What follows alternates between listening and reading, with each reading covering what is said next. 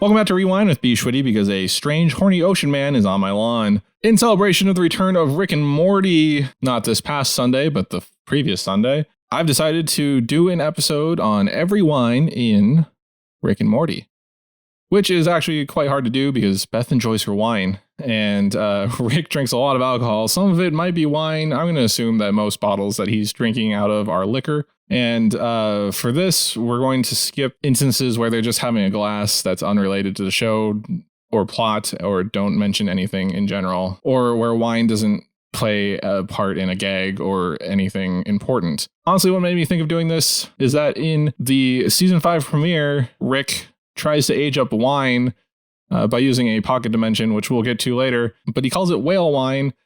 And that got my gears turning, and I just had to go back and take a look at all the instances of wine in the show. Like I said, there are some instances of wine in the first 4 seasons of Rick and Morty, most notably in the first season's interdimensional cable episode when Beth is watching a version of herself who became a surgeon when she didn't marry Jerry right out of high school. You can see many boxes and bottles of wine that are empty, which I believe confirms that Beth has the same super liver her father Rick has, given she's drank enough wine to kill 3 to 4 people. Again, in season 2's Total Recall, Summer has a flashback to Beth drunk in the morning with a bottle of wine, possibly hungover, on school picture day. After Summer asks if Beth is drunk, she responds with, "What are you, my wife, coach?" before accidentally clocking her daughter Summer in the eye with a bottle. And later on in the episode, after they've gotten rid of all the alien parasites, Beth shoots Mr. Poopy Butthole, thinking that he was one of the alien parasites because she had no bad memories with him. And after realizing that she had shot a person, she staggers over to the kitchen and pours herself a very heavy glass of wine from a bottle kept in the cupboard, which, not good storing technique, folks. And if you're seeing a recurring theme with who drinks the most wine in this show, well, you're right. I mentioned it before, and we don't have time to show every instance of Beth drinking wine. But we should also mention that there's most likely champagne or its Planet Squanch equivalent at Bird Person and Tammy's wedding reception that everyone used to toast the happy couple before she revealed herself as a spy.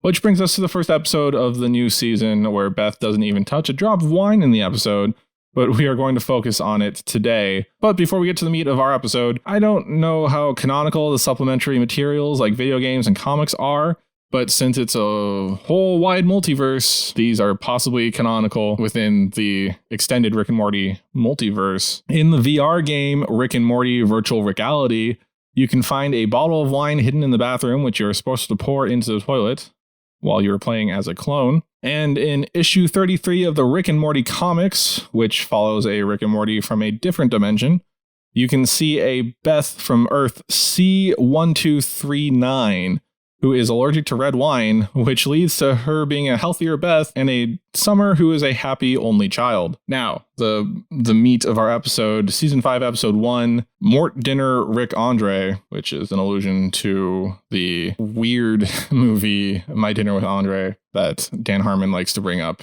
apparently in all of his series, because Community also had a My Dinner with Andre homage episode. Anyway, at the beginning of this episode, season 5, episode 1, when Rick and Morty are tossing wine into the pocket Narnia dimension, Rick calls the wine whale-ass ocean wine and plans on aging it up a few centuries. I thought this was interesting. We're going to touch on the wine aging in a bit, but just going along through the episode, when Morty goes back for it after it has aged a while, Poovy says that the first crate has been there for decades. And I just point out that while it has been there for decades, it's been sitting in the sun outside in direct sunlight for decades. And the bottles are clear because the animators designed them after Chianti bottles. The bottles are shaped like Fiasco-style bottles, which is a typical Italian-style bottle, usually with a round body and bottom, and it's either partially or completely covered with a close-fitting straw basket. It's what you think of when you think of Chianti. And while most Chianti has moved to traditional bottles, some producers still bottle their Chianti in Fiaschi, which is the plural of Fiasco. The cause for the change is that the Fiaschi were often associated with lower quality Chianti or table wine. The basket is made up of a swamp weed, which has been sun-dried and blanched with sulfur, and is designed to provide protection during transportation and handling, and also provides a flat base for the container. And as the episode goes on, when Morty comes back for more wine, We see that in the heads-up display on the visor he's wearing, that the wine is in fact Chianti, not whale wine, as Rick has previously mentioned. It is 16% alcohol by volume, which is really high for a Chianti, and that in this point in the episode, it has aged 237 cycles, which I'm taking to mean years. In our real world, the Chianti will most likely be anywhere from 12.5% ABV to 14% ABV on average.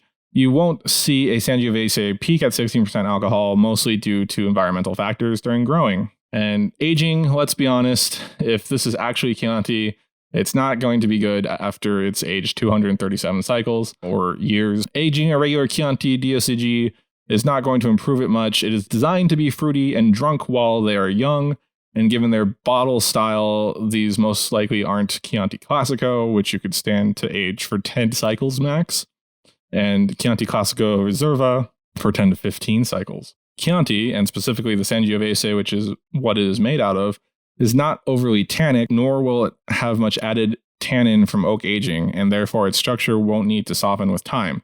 Thus, you're just taking fruity table wine and improving it into flat nothing. Clearly, there is some disassociation between the writing staff and the animators on this episode, as Rick starts the episode, like I said, saying it's whale wine, which I assume he got to please Mr. Nimbus during their meal summit. But the animators most likely didn't know what whale wine looked like, which is the whole reason that I did this episode, and thought Chianti was the most visually pleasing wine for the episode, which I think it is, and they ran with it for the little important details throughout the episode. So kudos to the animators.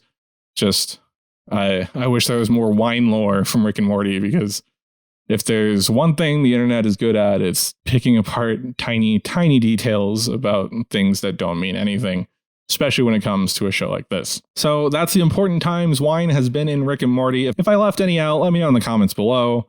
Please remember you can find me here by going to youtube.com/rewindshow.